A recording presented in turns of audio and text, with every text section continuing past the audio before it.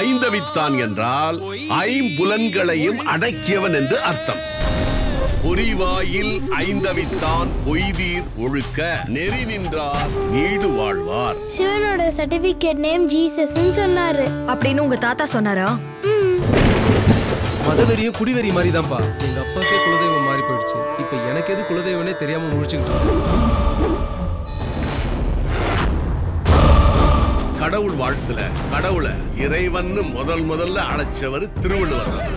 என்னங்க தம்பி பிரச்சனை? தயவு செய்து வன்முறையில இறக்காதீங்க. கிறிஸ்தவ மதத்தை விட்டு வெளியே வாங்க. ஐரோப்பிய கிறிஸ்தவத்தை அடக்கம் பண்ணுங்க. அப்பதான் இந்தியாவுல கிறிஸ்தவம் வாழும்.